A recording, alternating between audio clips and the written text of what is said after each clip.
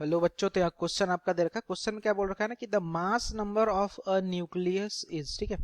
Nucleus का जो mass number होता है उसका जस्ट आपसे क्या रिलेशन पूछ रखा है कि क्या ऑलवेज लेस देन होता है उसके एटॉमिक नंबर से, या फिर मोर देन एटॉमिक नंबर, या इक्वल टू एटॉमिक नंबर, या some time less than and some time more than its atomic number. Okay, तो बच्चों सबसे पहले अगर अपन बात करें रिगार्डिंग द की कॉन्सेप्ट जो हम लोग इस क्वेश्चन बच्चों अप्लाई करने जा रहे हैं, तो हम लोगों ने न्यूक्लियर फिजिक्स में पढ़ रखा है about calculation of calculation of number of calculation of number of neutron proton proton mass number and atomic number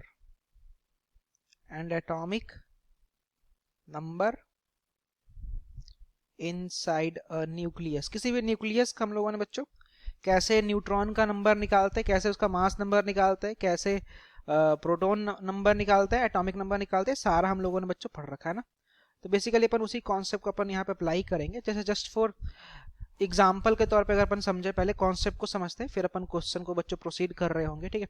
suppose करो कि मैं क्या करता हूँ कि एक न्यूक्लियस ले लेता हूँ ना। मैं मान लेता हूँ कि हमारे पास एक न्यूक्लियस है एक्स, और एक्स को अपन जैसे रिप्रेजेंटेशन कैसे करते हैं, मान लो एक्स है ना, तो इसको रिप्रेजेंट करते हैं ए और जेड से। अब ध्यान देना यहाँ पे ए क्या है और जेड क्या है, इस पे फोकस करना बच्चों। देखो जो यहाँ पे जेड होता है, जेड जो होता है बच्चों, ये हमारा होता है एटॉमिक नंबर किसी भी न्यूक्लियस का।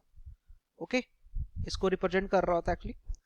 और तो और अगर अपन बात करें रिगार्डिंग ए, तो बच्चों ए जो हमारा होता है इसको अपन बोलते हैं ये मास नंबर को रिप्रेजेंट कर रहा होता है। Got it. इनफैक्ट हम लोगों ने और क्या पढ़ रखा है, अगर मैं बात करूं यहाँ पे नंबर ऑफ, अगर आपसे कोई बोल दे बताओ नंबर ऑफ प्रोटॉन कितना होता है, ठीक है, इसको मैं फुल लिख दे रहा हूं। अगर आपसे कोई बोल दे कि बताओ नंबर ऑफ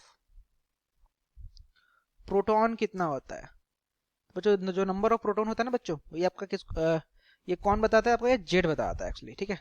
तो नंबर ऑफ प्रोटॉन आपका एक्चुअली जेड बताता है। ओके, और तो और अगर मैं बोलूँ ना कि इसमें नंबर ऑफ न्यूट्रॉन कितना है, तो नंबर ऑफ न्यूट्रॉन कैसे निकालते हैं बच्चों, तो नंबर ऑफ न्यूट्रॉन जो होता है ये आपका कौन बता रहा होता है।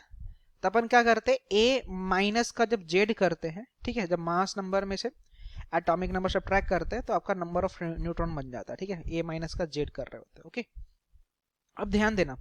तो लेटेस्ट से सपोज करो बच्चों कि यहाँ पे जो नंबर ऑफ जो प्रोटॉन है ना, इसको लेटेस्ट से मैं रिप्रेजेंट करता हूँ एन से, और जो नंबर ऑफ सॉरी इसको रिप्रेजेंट करता हूँ मैं पी से एक्चुअली, ठीक है। और तो और जो नंबर ऑफ न्यूट्रॉन है इसको अपन रिप्रेजेंट मैं करने जा रहा हूँ इसको एन से। ओके, तो मैं यहाँ पे क्या देख पा रहा हूँ, अगर आप नंबर ऑफ प्रोटॉन पी और नंबर ऑफ न्यूट्रॉन एन, इन दोनों को बच्चों अगर आप ऐड करोगे तो ऐड करने के बाद क्या आ जाएगा, तो पी प्लस एन ऐड करोगे तो जेड, और ए माइनस जेड जब ऐड करोगे तो जेड जेड कैंसिल हो जाएगा and it will be equal to A. तो प्रोटॉन प्लस न्यूट्रॉन मिल करके बन गया ए, और ए हमारा क्या था बच्चों, मास नंबर था। तो व्हाट वी कैन से ना कि आपका प्रोटॉन प्लस न्यूट्रॉन का जो टोटल नंबर होता है यही आपका एक्चुअली किसके बराबर होता है, तो आपका बराबर होता है मास नंबर के। और अगर आप ध्यान से समझो यहाँ पे, और अगर आप देखो तो यहाँ पे मास नंबर तो हमारा आ गया प्रोटॉन प्लस न्यूट्रॉन। अगर मैं आपसे बोलूं कि एटॉमिक नंबर किसके बराबर होता है, तो एटॉमिक नंबर बराबर होता है आपका जेड के, और जेड किसके बराबर था, तो जेड बराबर था नंबर ऑफ प्रोटॉन के, ठीक है। तो व्हाट वी कैन से कि आपका जो पी है ना, नंबर ऑफ प्रोटॉन जो है, नंबर ऑफ प्रोटॉन जो है बच्चों, यही आपका किसके बराबर होता है, नंबर ऑफ प्रोटॉन आपका बराबर होता है जेड के, मतलब कि एटॉमिक नंबर के। अब ध्यान से देखना, आप ध्यान से देखना, यहाँ पे ऑब्जर्व करना, यही सब आपका फाइनल कंक्लूजन निकलेगा। अब मैं क्या बोलूंगा बच्चों कि मास नंबर जो है वो p प्लस एन के बराबर है, और एटॉमिक नंबर किसके बराबर है, p के बराबर है, ठीक है।